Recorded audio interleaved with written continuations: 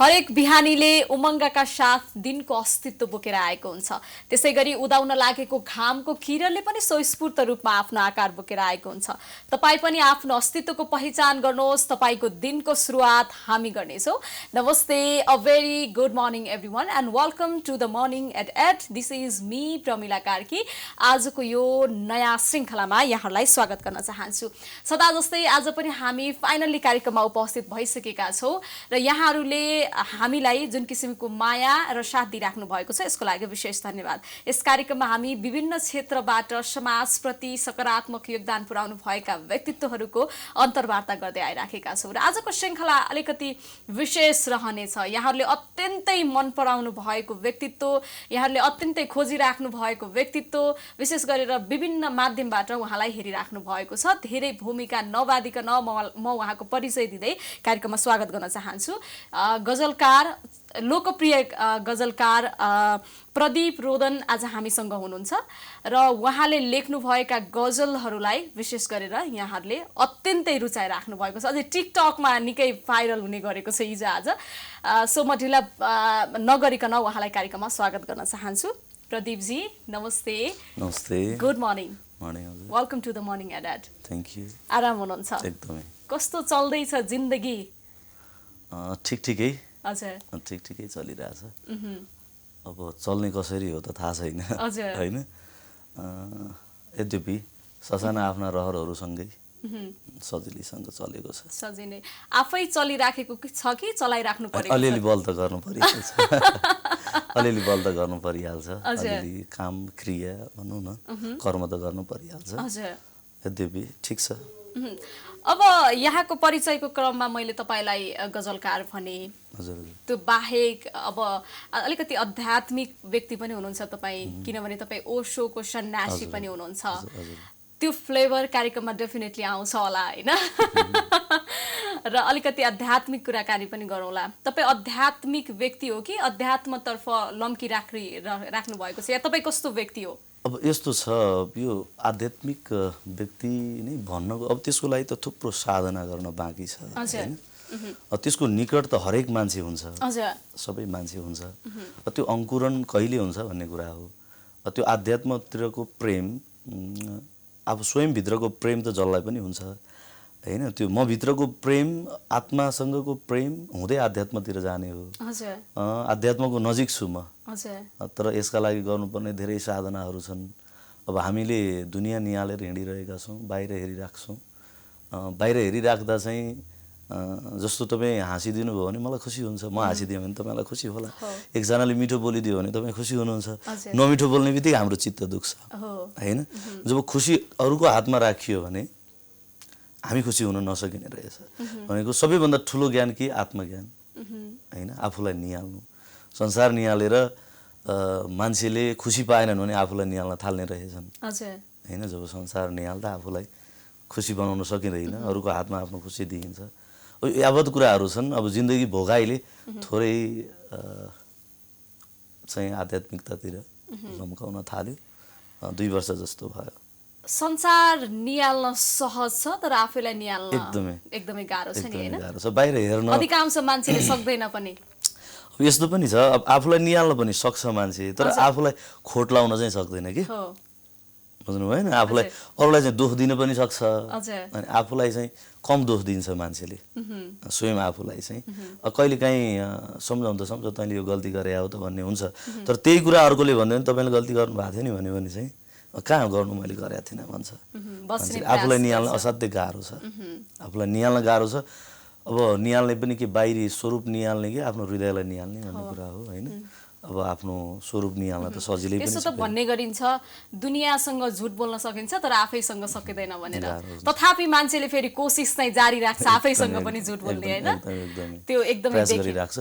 कहिलेकाहीँ चाहिँ झुटले पनि, जस्तो झुट भन्नाले त्यति ठुलो झुट त होइन, सामान्य झुटले चाहिँ तपाईँ हामीलाई खुसी दिन्छ फेरि होइन। होइन मैले त्यो गल्ती गरेको थिइनँ नि भन्दाखेरि कहिलेकाहीँ चाहिँ खुसी हुन्छ, तर त्यो जिद्दीपनाले हामीलाई फेरि घाटा चाहिँ गर्छ होइन। त्यसको त आउँछ, नतिजा आउँछ।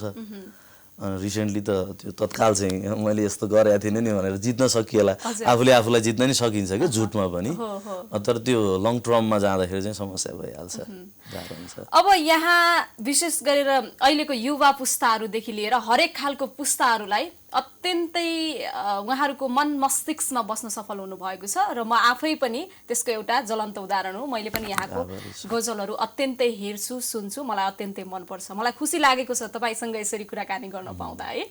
र अब कार्यक्रमको सुरुवात यहाँको एउटा गजलबाटै गर्दाखेरि सायद तपाईँलाई कुरेर बस्नुभएको दर्शकहरू पनि खुसी हुनुहुन्छ होला। हस्, हुन्छ, म सुरु गर्छु। हजुर। के जिन्दगी अलिअलि बाध्यता पनि हो, हुनुपर्छ। के जिन्दगी अलिअलि बाध्यता पनि हो, हुनुपर्छ। पिरो भएर आएको आँसुले पनि नुनिलो हुनुपर्छ। के जिन्दगी अलिअलि बाध्यता पनि हो, हुनुपर्छ। पिरो भएर आएको आँसुले पनि नुनिलो हुनुपर्छ। सहाराले पनि काम गर्दैन केही नहुनेलाई, सहाराले पनि काम गर्दैन केही नहुनेलाई, बैशाखी टेक्न पनि हात बलियो हुनुपर्छ। सहाराले पनि काम गर्दैन केही नहुनेलाई, बैशाखी टेक्न पनि हात बलियो हुनुपर्छ। के जिन्दगी अलिअलि बाध्यता पनि हो, हुनुपर्छ। पिरो भएर आएको आँसुले पनि नुनिलो हुनुपर्छ। तपाईँ आफ्नैसम्म हुन पाइन्न मायामा परेपछि, आफू आफ्नैसम्म हुन पाइन्न मायामा परेपछि, तपाईँ मेरो हुनुपर्छ, म तपाईँको हुनुपर्छ। आफू आफ्नैसम्म हुन पाइन्न मायामा परेपछि, म तपाईँको हुनुपर्छ, तपाईँ मेरो हुनुपर्छ। के जिन्दगी अलिअलि बाध्यता पनि हो, हुनुपर्छ। यसको अन्तिम शेर छ, तपाईँ अग्लो हुनुपर्छ, हुनुहोस् शुभकामना। तपाईँ अग्लो हुनुपर्छ, हुनुहोस् शुभकामना, तर यस्तो नभन्नुहोस् कि दुनियाँ होचो हुनुपर्छ। तपाईँ अग्लो हुनुपर्छ, हुनुहोस् शुभकामना, तर यस्तो नभन्नुहोस् कि दुनियाँ होचो हुनुपर्छ। के जिन्दगी अलिअलि बाध्यता पनि हो, हुनुपर्छ। पिरो भएर आएको आँसुले पनि नुनिलो हुनुपर्छ। हस्, धन्यवाद। मैले एउटा सिद्धाएँ। Thank you very much. कस्तो राम्रो तपाईँले त्यो लास्टको लाइन भन्नुभएको थियो नि, हामी चाहिँ आफू अगाडि बढ्ने क्रममा हजुर हजुर अरूलाई चाहिँ पछाडि पार्नलाई बडो प्रयास गर्ने हो। यो हाम्रो प्रयास नै के छ भन्नलाई भने म अरूलाई जितेँ भने खुसी हुन्छु, हजुर अरूलाई जित्नुभयो भने खुसी हुनुहुन्छ। त्यो अरूलाई जित्नुपर्छ, म अग्लो हुनको लागि अरू होचो हुनुपर्छ भन्न जरुरी छैन नि त, होइन? त्यही शुभकामना हो यो युगलाई भनौँ, यो जमानालाई भनौँ, जुन खालको चाहिँ तरिकाबाट गुज्रिरहेको छ अहिलेको समाज, होइन? जति अग्लो हुन नि पाइन्छ नि, पाइन्छ, किन नपाइन्छ, होइन? तर आफू अग्लो हुनको लागि तँ चाहिँ बस भन्न त पाइएन नि त, तँ बस्दैन म अग्लो हुन्छु भन्न पाइएन, होइन? न्याक्न पाइएन भनौँ न, हातमा हात राखेर न्याक्न पाइएन भन्ने सन्देश दिन लागेको हो यो गजलमा। कहिलेकाहीँ अहिलेको यो परिस्थितिलाई यसले निकै मजाले प्रतिनिधित्व गरेको भान पनि भयो। र अब अर्को कुरा, तपाईँलाई विभिन्न माध्यममा विभिन्न तरिकाले खोजिन्छ, हेरिन्छ, सुनिन्छ, होइन? दुईवटा शब्द छ कि, एउटा लोकप्रिय, एउटा चर्चित। हजुर हजुर। तपाईलाई लोकप्रिय भनिराख्नु भएको छ कि चर्चित भनिराख्नु भएको छ? होइन, यस्तो छ, अब यो लोकप्रिय भन्ने यो शब्द चाहिँ 2073 सालमा नेपालमा गजलको असाध्यै सुन्दर काम गरिरहेको बहर बहार भन्ने संस्था छ। हजुर। त्यो संस्थाको एउटा प्रतियोगिता भएको थियो, अनि त्यो प्रतियोगितामा त्यो लोकप्रिय गजलकारको अवार्ड चाहिँ त्यति बेला मिलेको थियो। तर म जिन्दगीको यो गजल लेखनको सुरुवातकै चरणमा थिएँ, गुरुहरूको असाध्यै सुन्दर आशीर्वाद थियो त्यति बेला। लोकप्रिय भन्ने शब्द चाहिँ त्यहाँबाट आएको हो। त्यो चर्चित भन्ने कुरा त म अझै पनि छैन, होइन? अब त्यो चर्चित, तर आनन्द त लोकप्रियमै छ नि, होइन? लोकप्रियमै आनन्द छ नि, प्रिय हुनु र चर्चित हुनुमा धेरै फरक छ। फेरि यो दुखाउँछ कि, यो कुराले कति दुखाउँछ भन्नु होला भने, चर्चित हुनु भनेको संसारको जतिसुकै हामीले चाहिँ व्यक्तित्वहरू हेरौँ, जो चर्चामा रहन्छ, योमा अलिकति आध्यात्मिकता थोरै तपाईँले अघि भनिहाल्नु भयो, थोरै के छ भने मान्छे अहिले हरेक मान्छे चाहिँ जिन्दगीको उत्तरार्धतिर जाँदाखेरि चाहिँ फ्रस्ट्रेट देखिन्छ कि हो चाहे उसले संसार हल्लाएको किन नहोस् कुनै जमानामा बुझ्नु भएन चर्चा भयो भने कुनै पनि चिजको समान चर्चा जिन्दगीभर हुनै सक्दैन जस्तो घामकै कुरा गर्नुहोस् होइन बेलुकी पख मलिन भएरै जानुपर्छ बालेकै टुकीको कुरा गर्नुहोस् मलिन भएरै जानुपर्छ संसारको कुनै पनि चर्चा एकनासको हुँदैन अनि यदि हामी त्यो चर्चाको नजिक गयौँ भने चाहिँ भोलि ओहो त्यो कस्तो हुन्छ भने हिजोको मेरो त्यो उचाइ थियो हिजो त्यत्रो फ्यान फलोइङ्स थिए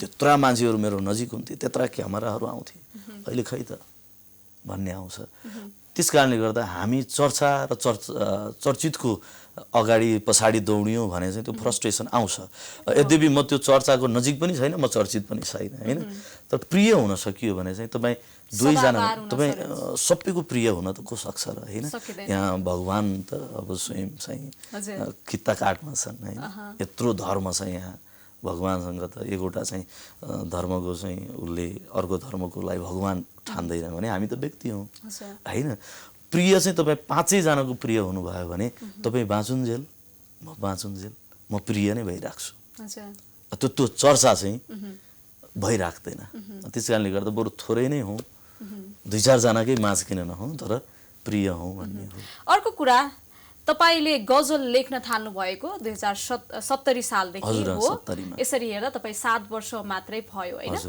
अब यो 7 वर्ष आफैमा त धेरै समय होला तर यहाँ गजलमा वर्षौं खटी राख्नु भएको आफूलाई व्यतीत गरिराख्नु भएको व्यक्तिहरूको अगाडि चाहिँ अलिकति नयाँ नै भन्दाखेरि पनि राम्रै सुनिन्छ होला होइन तथापि तपाईलाई उहाँहरूलाई भन्दाखेरि पनि अझै बढी रुचाएको देख्न सकिन्छ के भनेको उहाँहरू भन्दा पनि कति व्यक्तिहरू जो 20-22 वर्षदेखि गजलमा हुनुहुन्छ र तपाईँ भर्खरै हुनुभए पनि तपाईलाई अझै बढी मन पराएर राख्नु भएको छ के यसको कारण के हो जस्तो लाग्छ यो कुराले सबैलाई प्रतिनिधित्व नगर्ला तर केही व्यक्तिहरूको तुलना गर्दाखेरि त्यसरी चाहिँ होइन अब म भन्दा पनि प्रिय गजलकारहरू थुप्रो हुनुहुन्छ होइन मेरो पनि औँला समातेर बाबु यो यस्तो हो भनेर सिकाउने गुरुहरू हुनुहुन्छ उहाँहरूलाई सम्झन्छु आभा शर्मा गुरु टक गुरुङ प्रमोद थापा लालकाजी राम अदिस थुप्रो गुरुहरू हुनुहुन्छ मलाई गजलमा 2070 सालमा रमेश भट्ट साधु भन्ने हुनुहुन्थ्यो गोर्खाली साथी अनि उहाँको 2वटा सङ्ग्रह आइसकेको पनि थियो उहाँले डोराउनु भयो अब यो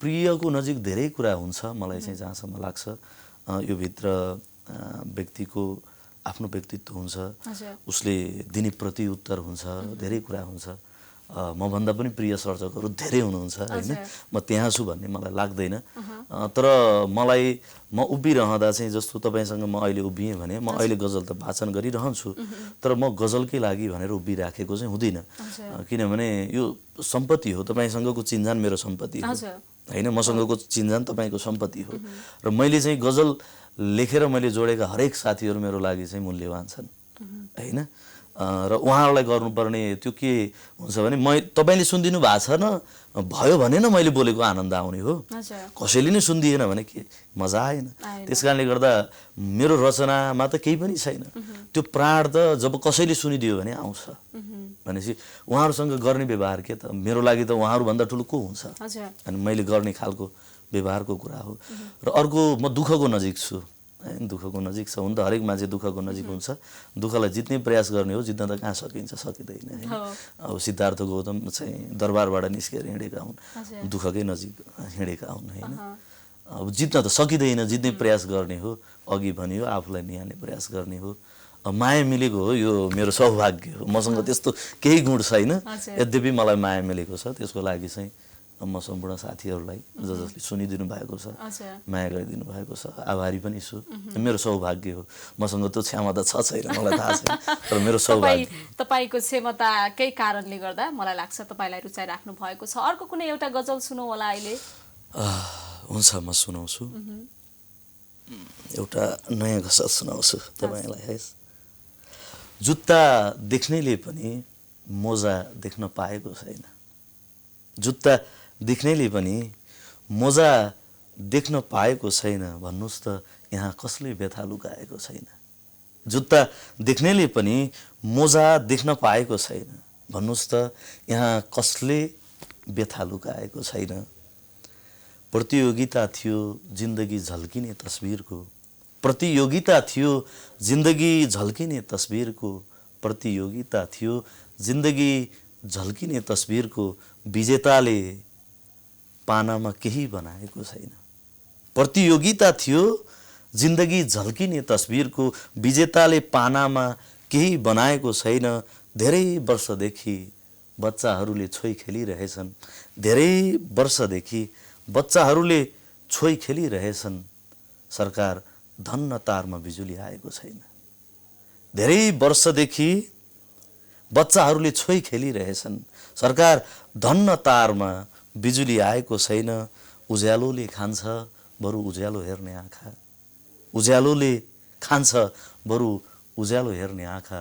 यो अँध्यारोले कसैको आँखा खाएको छैन। उज्यालोले खान्छ बरु उज्यालो हेर्ने आँखा। यो अँध्यारोले कसैको आँखा खाएको छैन।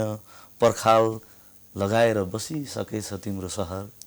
पर्खाल लगाएर बसिसकेछ तिम्रो सहर। म जान्छु मैले गाउँमा ढोका लगाएको छैन। पर्खाल लगाएर बसिसकेछ तिम्रो सहर। म जान्छु मैले गाउँमा ढोका लगाएको छैन। जुत्ता देख्नेले पनि मोजा देख्न पाएको छैन। भन्नुहोस् त यहाँ कसले व्यथा लुकाएको छैन। हस् यो सिद्धाएँ। Wow, thank you very much. के भन्न खोज्नु भएको, के कुरालाई प्रतिनिधित्व गर्न खोज्नु भएको यो गजलमा? म सुरुको यो गजलको धेरै सुनिराख्नु भएको छ। हामी लोकगीत जति सुन्छौँ, अन्य विधाहरू जति सुन्छौँ, गजल अलिकति कम सुनिन्छ। त्यो सुरुकोलाई मतला भनिन्छ। म थोरै अब यो व्याख्या गर्न चाहिँ अलिकति गाह्रो हुन्छ। यद्यपि त्यो कस्तो हुन्छ भने मैले तपाईँको जुत्ता हेरेँ भने मैले तपाईँको मोजा देख्न पाउँदिनँ नि। बुझ्नु भएन? त्यो मोजा अलिअलि त्यो भनौँ न दुर्गन्धित हुनसक्छ, या त्यो मजामा कहीँ कतै खोट हुनसक्छ। त्यो चाहिँ मैले देख्न पाउँदिनँ। हेर्नेले देख्न पाएको छैन। उसले जुत्ता देख्छ, त्यो भित्रको चाहिँ मोजा देख्दैन। तपाईँले मलाई देख्नु भएको छ, म भित्रको पीडा देख्नु भएको छैन। मैले हजुरलाई देखेको छु, तपाईँ भित्रको पीडा देखेको छैन। त्यही भन्न खोजिएको हो यसमा। जुत्ता देख्नेले पनि मोजा देख्न पाएको छैन। भन्नुहोस् त यहाँ व्यथा कसले लुकाएको छैन? व्यथा त छ नि त, हैन? सबैको आफ्नै व्यथा छ। कसले लुकाएको छैन होला भन्ने कुरा चाहिँ हो। तपाईँ अब गोर्खामा बस्नुहुन्छ हैन, काठमाडौँ बाहिर बस्नुहुन्छ। हामी कहाँ चाहिँ अब सफल रहनको लागि, सबैमाझ पुग्नको लागि राजधानीमै बस्नुपर्छ भन्ने एउटा बुझाइ छ। तथापि त्यसलाई पनि तपाईँले चाहिँ एउटा उदाहरण दिइसक्नु भएको छ कि तपाईँसँग प्रतिभा भयो भने, तपाईँले मेहनत गर्नुभयो भने संसारको जुन कुनामा बसेर या देशको जुन कुनामा बसेर पनि लोकप्रिय हुन सकिन्छ या समाजप्रति महत्त्वपूर्ण भूमिका खेल्न सकिन्छ भन्ने एउटा उदाहरण पनि दिनुभएको छ हैन? अब हैन, त्यसो त म काठमाडौँ आएको छैन। हजुर। हैन, त्यो कारणले गर्दा म सफल नभएको नि हुन सक्छु। हजुर। हैन, अब यो यस्तै खालको चलेको छ। तर अब सफलता केलाई मान्ने भन्ने कुरा हो। मेरो क्षमता कतिको छ, त्यो क्षमतालाई मैले के पाएको छु भन्ने कुरा सफलता हो। त्यो सफलता भनेको भयङ्कर ठुलो कुरा पनि होइन है। एउटा हाँडीमा मकै राखेर भुट्न सकियो भने पनि सफलता हुन्छ कि हैन? माटोमा लगेर एउटा बीज आफूले रोपेको बीज उम्रियो भने पनि सफलता हुन्छ। म त्यही ठाउँमा छु, जहाँ बसेर मैले लेखिरहेको छु। अब राजधानी आएर सफल हुनुपर्छ भने म राजधानी आउन सकिनँ, अथवा म सफल नभएको पनि त हुन सक्छु, किनकि म राजधानी आएको छैन। हेर्नुहोस् न, होइन हुन सक्छ म सफल भएको छैन। तर के हो भने सफलता केलाई भन्ने कुरा पनि त्यसको पनि ठुलो गहिरो कुरा छ। र मलाई चाहिँ म सफलता त भन्दिनँ, म खुसी चाहिँ छु। किनभने म गोर्खामा बसेको छु, काठमाडौँ मबाट टाढा छ। तपाईँ जन्मभूमिमा हुनुहुन्छ। हजुर, म जन्मभूमि। तपाईँले त्यहाँको समुदायलाई प्रतिनिधित्व गरिराख्नु भएको छ। तपाईँले त्यहाँ टिचिङ पनि गर्नुहुन्छ हैन, स्कुल पढाउनुहुन्छ र पनि एउटा महत्त्वपूर्ण भूमिका खेलिसक्नुहुन्छ। तपाईँ काठमाडौँ आएर पनि बस्न सक्नुहुन्थ्यो, तर तपाईँले त्यहाँ बसेर हैन, गाह्रो छ। काठमाडौँ आएर बस्न सकिन्थेन भने अब बस्न पनि गाह्रो छ नि हैन? त्यो आफ्नो भूमि हो, त्यहाँ दुःख सुखका धेरै कुराहरू हुन्छन्। यहाँ अवसरका कुराहरू छन्। म भित्रको क्षमता के हो भन्ने कुरा पनि हो कि म काठमाडौँ नआउनुको पछाडि मैले काठमाडौँमा गएर गर्ने के हैन? जस्तो मलाई चाहिएको चिज काठमाडौँमा छ भने म काठमाडौँ आउने हो, अथवा मलाई चाहिएको काठमाडौँ नै किन, कि संसारका सफल व्यक्तिहरू सबै काठमाडौँमा छन् भन्ने हो र? होइन नि। सबैको आफ्नो राजधानी छ नि हैन? सबैको आफ्नो राजधानी छ। हरेक चाहिँ जिल्लाका आफ्नो सदरमुकामहरू छन् होइन हरेक चाहिँ वार्डका चाहिँ त्यो चाहिँ भनौँ न हरेक वार्डहरूको आफ्नो छुट्टै कार्यालयको आफ्नो ठाउँ छ सफलता कहाँ गएर मिल्छ त होइन यो त एकदमै भयङ्कर ठुलो कुरा हो नि भनेपछि यहाँनिर आएर मैले कुरा गर्न खोजेको जस्तो हामी यहाँ सफल भइरहेका छौँ भने राजधानीमा कोही सफल भइरहेको छ भने नेपालमा ऊ सफल भइरहेको छ त वर्ल्डमा त होइन बुझ्नु भएन त्यो सफलता अन्त्य भएर मैले भनेको कहाँ कतिलाई सफलता मान्ने भन्ने कुरा हो यो अर्को कुरा के छ भने जस्तो तपाईसँग केही प्रतिभा छ भने हामीले सोच्ने चाहिँ प्राय अब राजधानीमै जाउँ काठमाडौँमै जाउँ भन्ने सोच छ कि अलि अगाडि हो तपाईले भन्नुभएको एकदम पोजिटिभ कुरा थियो यो राम्रो कुरा हो कि तपाईहरू जस्तो व्यक्तिहरू जसले आफूसँग जे छ त्यसलाई त्यही समुदायमै दिउँ त्यहीबाटै दिउँ या त्यही एकदम हजुरले भन्नुभएको कुरा एकदमै पोजिटिभ कुरा हो यो जस्तो अलि अगाडि सम्भव थिएन त्यो फेरि बुझ्नु भएन जस्तो काठमाडौँमै जानुपर्छ केही गर्नको लागि भन्ने अलि अगाडि थियो त्यति बेला मिडियाहरू कम थिए जस्तो अहिले टिकटक छ युट्युब छ होइन अब फेसबुकमै पनि लाइभ बस्न मिल्ने कुराहरू छ भनेपछि अहिले कलाको लागि राजधानी नै जानुपर्छ भन्ने रहेन केही वर्ष अगाडि त्यो थियो हामी अलिक केही वर्ष पछाडि लेख्नुको फाइदा पनि होला यो चाहिँ होइन अलि अगाडि हुन्थ्यो भने अब हामीले लेखेको त्यो डायरीकै पानामा रहन्थे एकदमै किनभने माध्यम पाठकसम्म दर्शकसम्म पुर्याउनको लागि अलिकति गाह्रो हुन्थ्यो तथापि अहिले चाहिँ जहाँ बसेर गर्दा पनि हुन्छ तपाईँ जुनसुकै कुनामा हुनुहोस् जस्तो सुकै त्यहाँ अब अहिले नेटवर्कको पहुँचमा छौँ हामीहरू होइन टेक्नोलोजीको पहुँचमा छौँ त्यसले हामीलाई चौतर्फी बनाएको छ यो एकदम सबैलाई नजिक पनि बनाएको छ एकदमै साँगुरो पनि बनाएको हो साँगुरो पनि बनाएको छ यो राम्रो पक्ष पनि हो ठिक छ म एकैछिन यहाँसँग रोकिएर सानो विश्रामतर्फ लाग्छु मर्निङ एडिटमा हामी सानो विश्रामतर्फ लाग्छौँ त्यस पछाडि हामी फेरि पनि उपस्थित हुने नै छौँ तपाईँ हामीसँगै रहनुहोला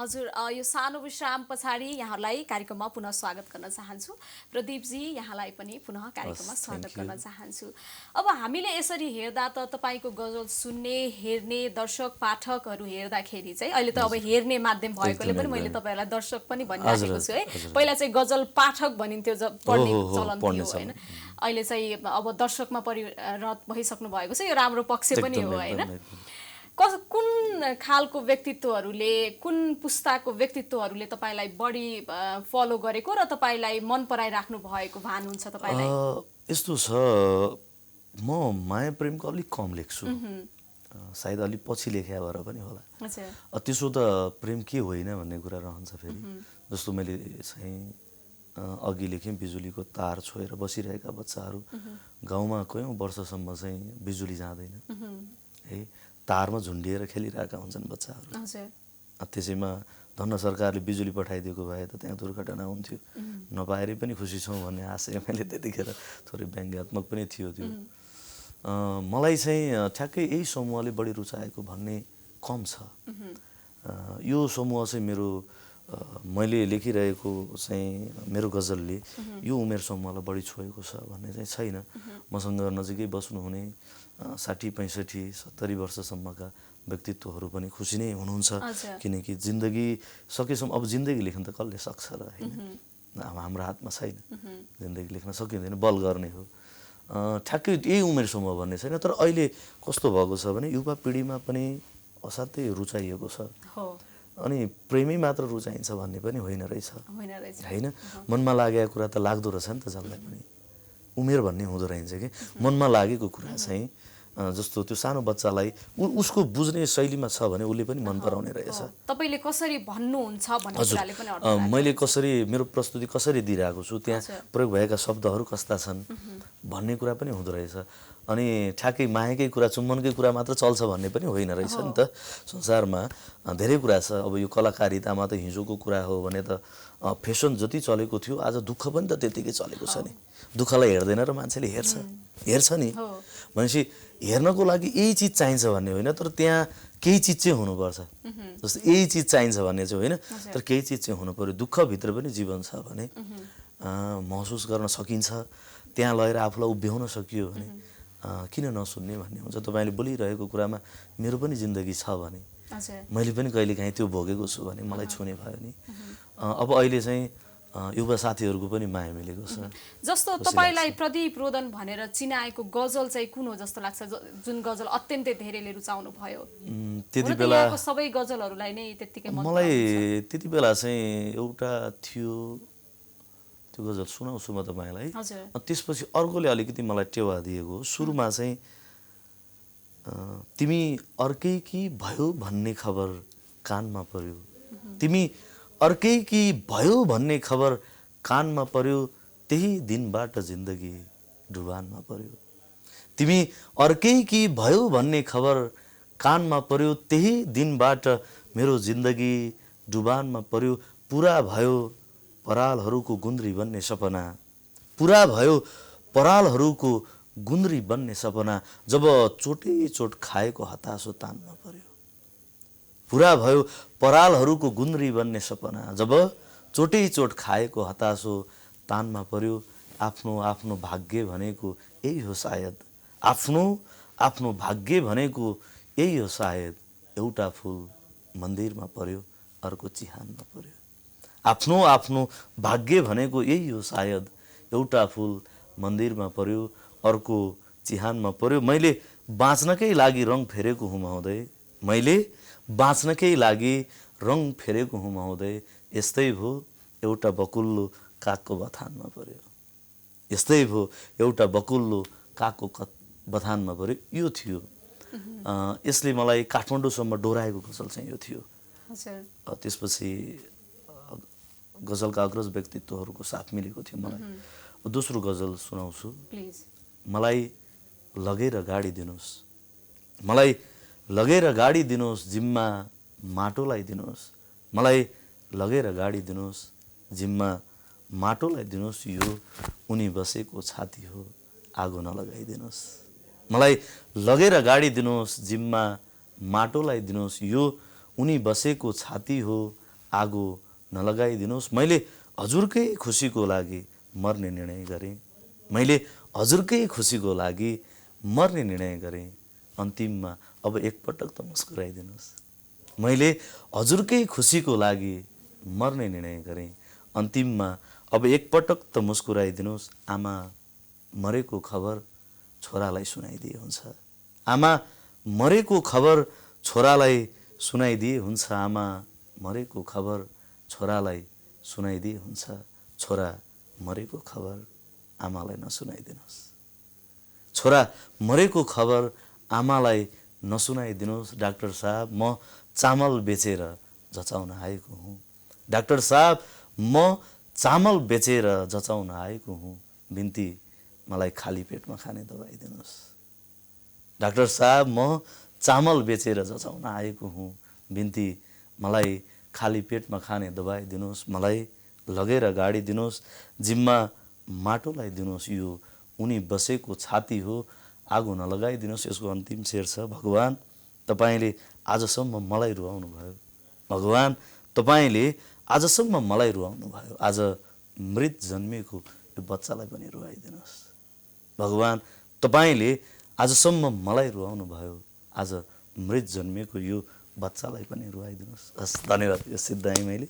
यो गजलले अलिकति मलाई थोरै यसको त्यो डाक्टर साहबवाला शेरले धेरैलाई छोयो जस्तो लाग्छ। अनि यसले थोरै तपाईँ हाम्रो आज भेट हुनलाई यसले सहयोग गरेको हो भन्ने लाग्छ मलाई।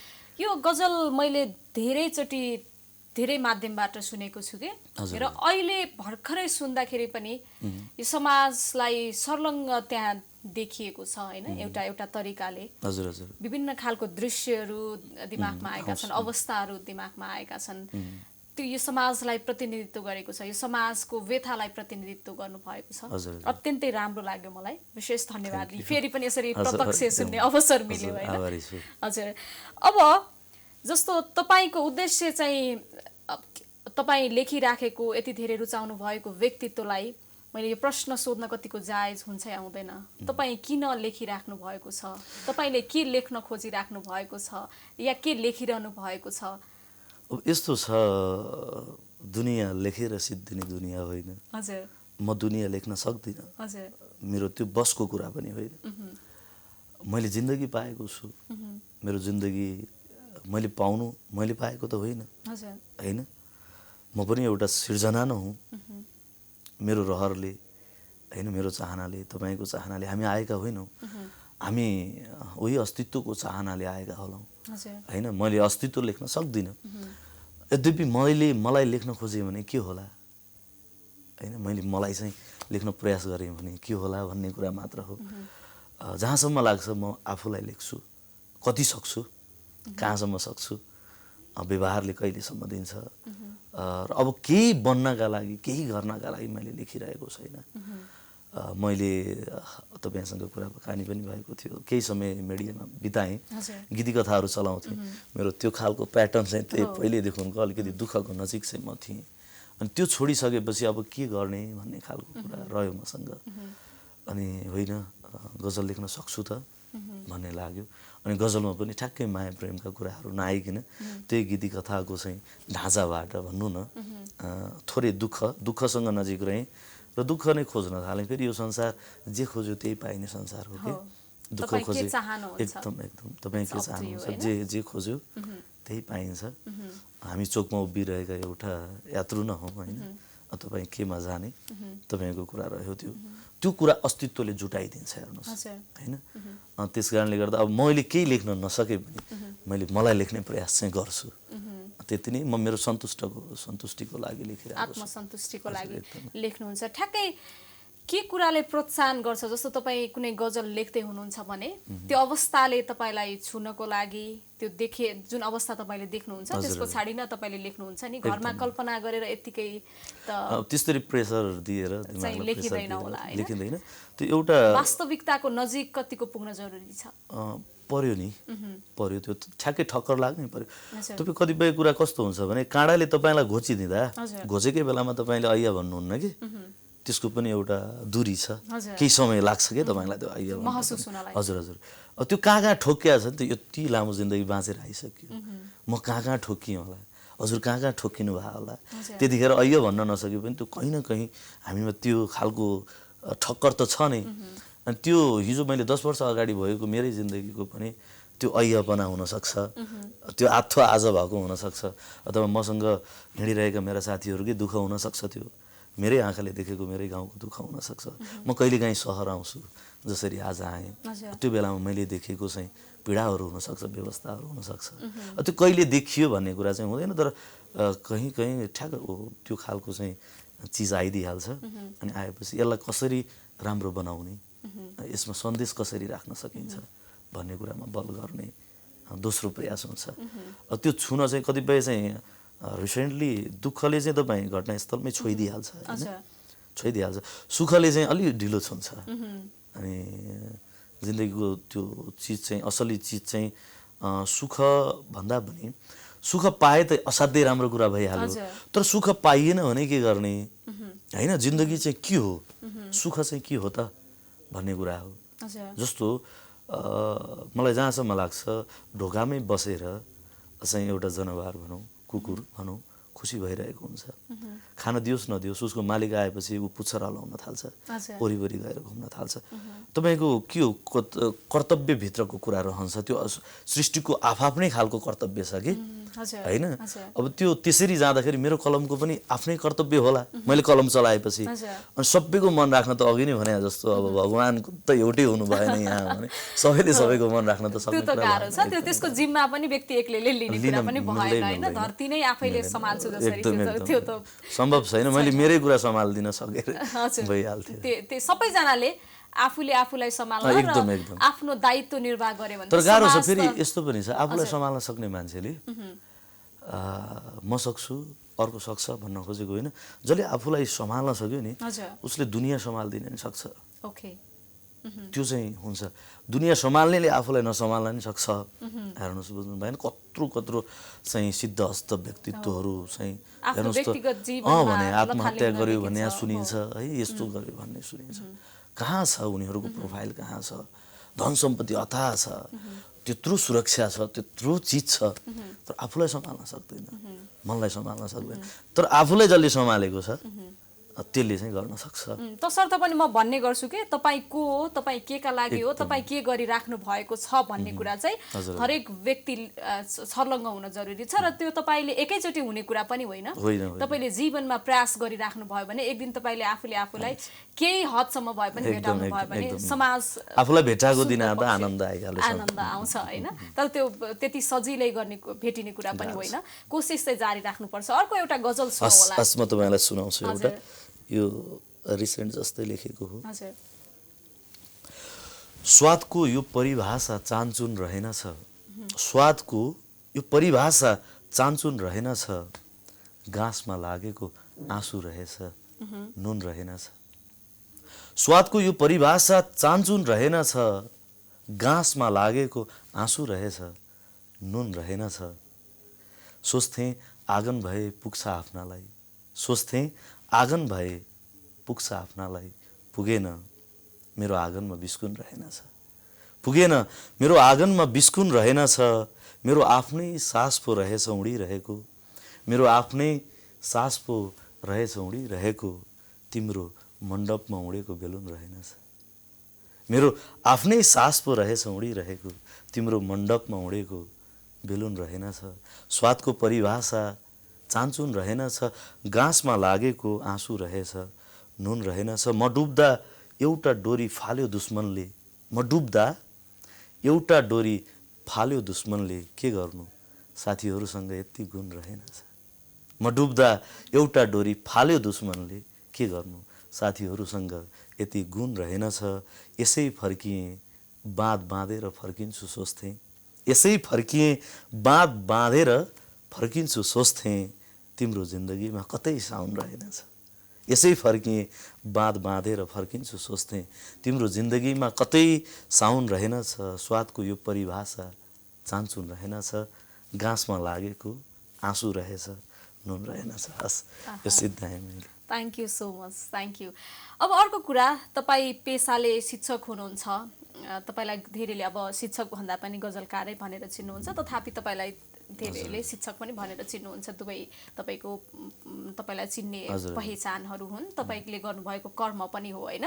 तर तपाईँले यसरी हेर्दा गजलमा जुन किसिमको योगदान पुर्याइराख्नु भएको छ, यो एकदम युवा पुस्ताहरूलाई विशेष गरेर साहित्य नै नबुझ्नेहरूको लागि पनि एउटा महत्त्वपूर्ण भूमिका खेलेको भान हुन्छ मलाई होइन।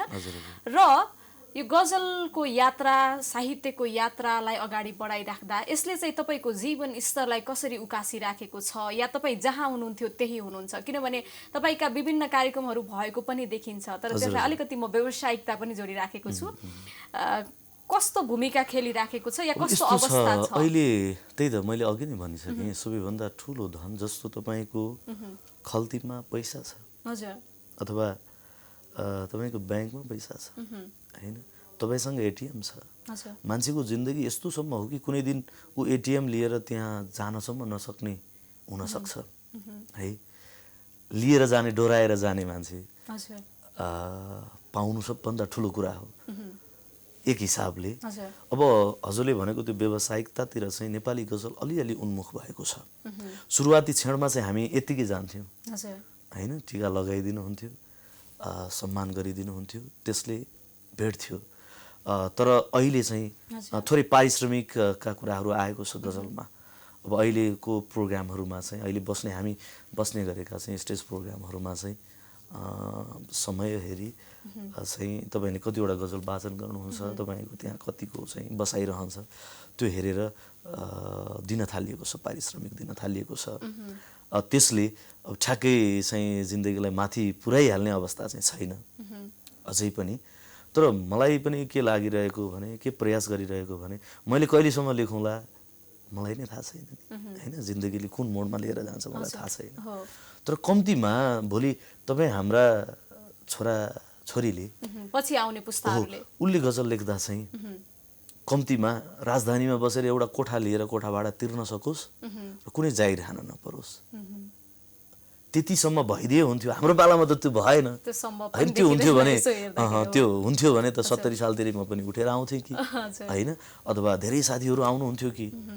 तर त्यस्तो भएन। हाम्रो प्रयास त्यो हो मेरो पनि अब हरेक गजलकारको सपना, अहिलेको गजलकार जति हुनुहुन्छ उहाँहरूको सपना त्यो हुनुपर्छ र त्यही नै छ भन्ने मलाई लाग्छ कि भोलि तपाईँ हाम्रै छोराछोरीले साहित्य मन पराए ल म गजल लेख्छु नि त भन्दाखेरि अनि बाआमाले खल्तीबाट पैसा दिएर जाउँ त बाबु कार्यक्रममा भन्न त गाह्रो छ नि त होइन। हिजो चाहिँ त्यो बेहोरेर आएको हो हामीले, अनि अहिले चाहिँ त्यस्तो छैन। अहिले फर्किँदाखेरि चाहिँ, अहिले आउँदाखेरि चाहिँ साथीहरूले राम्रै गर्नुभएको छ। यद्यपि अन्य विधाहरूमा जस्तो गीतहरूमा जस्तो त्यति ठुलो स्टेजहरूले सुन्ने गरेको छैन नि, एकदमै गाह्रो छ होइन। बल्ल बल्ल अलिअलि चाहिँ मिडियाहरूले सुन्न थालेको छ, त्यति ठुलो जमातले त्यति सुनिसकेको छैन। अनि एकजना साहित्य मन नपराउनेले सुनिदियो भने साहित्यको सबभन्दा ठुलो सफलता त्यो हो। मन पराउनेले त सुनिहाल्छ नि होइन।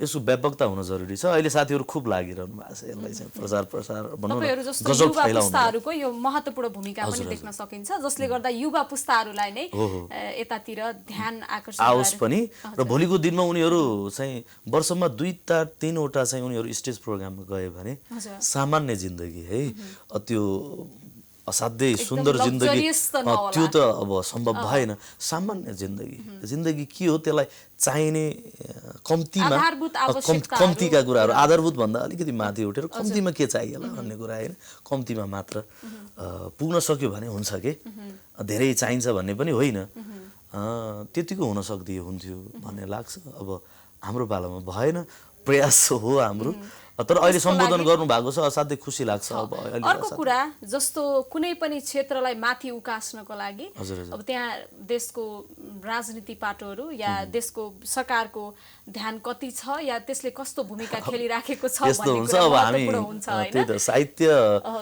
अर्को कुरा तपाईहरुले यो समाज कस्तो भइराखेको छ भनेर चित्रण पनि गर्ने भएकोले तपाईहरुसँग विभिन्न किसिमको गुनासोहरू पनि स्वाभाविक रूपमा त्यहाँ देखिन्छन् हैन, डाइरेक्ट इन्डाइरेक्ट। के भन्नुहुन्छ, कस्तो भूमिका खेलिराखेको यस्तो छ, राज्यले के भूमिका खेल्छ र भनौँ न, हामी त गाली गरेर हिँड्छौँ होइन।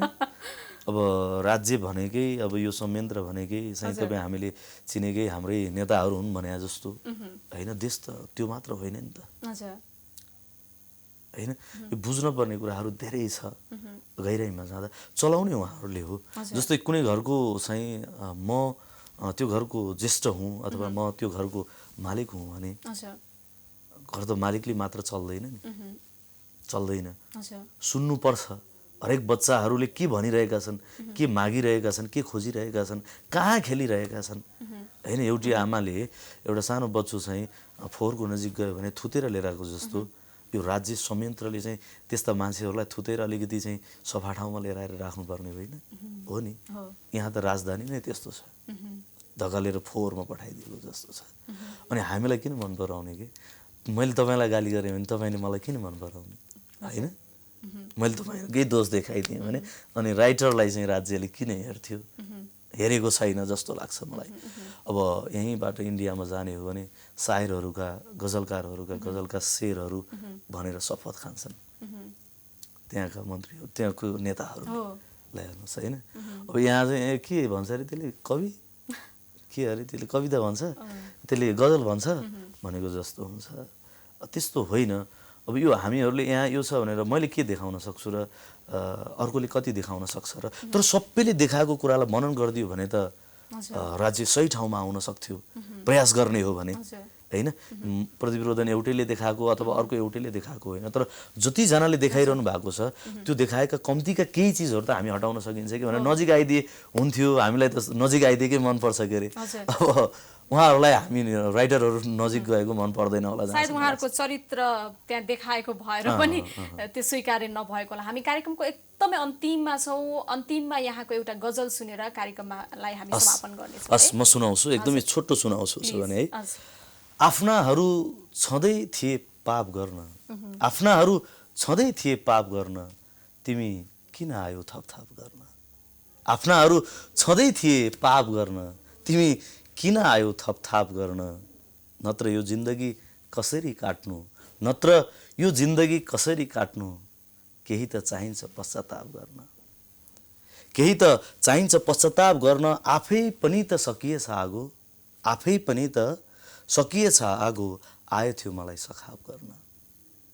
आफै पनि त सकिए सागो आयो थियो मलाई सखाव गर्न अड्कल गरे पुग्छ कफनलाई अड्कल गरे पुग्छ कात्रोलाई अड्कल गरे पुग्छ कात्रोलाई भोटोलाई पो पर्छ नाप गर्न भोटोलाई पो पर्छ नाप गर्न मलाई किन लैजान्छस् र छोरा मलाई किन लैजान्छस् र छोरा औँला लैजा औँठा छाप गर्न मलाई किन लैजान्छस् र छोरा औँठा लैजा औँठा छाप गर्न आफ्नाहरू छँदै थिए पाप गर्न तिमी किन आयौ थपथाप गर्न हस् सिद्धाएँ मैले अन्तिममा अत्यन्तै मिठो गजल सुनाउनु भयो अलिकति गाह्रो पनि भयो मलाई छोटो यो थोरै शब्दहरूमा छ त्यसले गर्दा खुलाएर हुँदैन यसको वक्रता भनौँ न गजलको आफ्नो वक्रता अनि गाह्रै हुन्छ नि त लोटामा अनि फेरि गजल विधा यस्तो विधा पनि हो यो लोटामा सागर हटाउनु पर्ने विधा हो है अब यति ठुलो एउटा उपन्यासले यति ठुलो एउटा कथाले व्याख्या गर्न सक्छ आफूलाई त्यहाँ फैलाउन सक्छ गजल चाहिँ एक लाइनमै सीमित एकदमै त्यहाँ दिनुपर्ने कुरालाई एकदमै दिनुपर्छ हस् कार्यक्रममा आइदिनु भयो महत्त्वपूर्ण समय दिनुभयो यसको लागि विशेष धन्यवाद मलाई अत्यन्तै खुसी लाग्यो यहाँले गजल जुन किसिमको सिर्जनाहरू समाजलाई दिइराख्नु भएको छ यो अत्यन्तै मिठो छ सबैले एकदमै खुसी हुनुहुन्छ र मेरो तर्फबाट पनि यहाँलाई विशेष धन्यवाद अझै मिठा मिठा सिर्जनाहरू सुन्न हेर्न पाइराखियोस् हस् यहाँलाई पनि धेरै धेरै धन्यवाद छ यहाँहरूको टिमलाई आभार व्यक्त गर्छु तपाईँले बोलाइदिनु भएर न म आउन पाएँ होइन यसरी तपाईँले सृजना साहित्यलाई पनि मन पराइदिनु भएकोमा आभारी छु र यो प्रेम साहित्यप्रतिको प्रेम रहिराखोस् हुन्छ thank you so much thank you हामीसँग गजलकार प्रदीप रोदन हुनुहुन्थ्यो उहाँसँगको अन्तर्वार्ता निकै रमाइलो भएको छ कार्यक्रम हेरेर बस्नुहुने तपाईँ सम्पूर्णलाई विशेष धन्यवाद कस्तो लाग्यो प्रतिक्रिया दिन नबिर्सनुहोला आजको श्रृङ्खलाबाट म प्रमिला कार्की बिदा चाहन्छु नमस्ते तपाईँको बाँकी पल शुभ रहोस्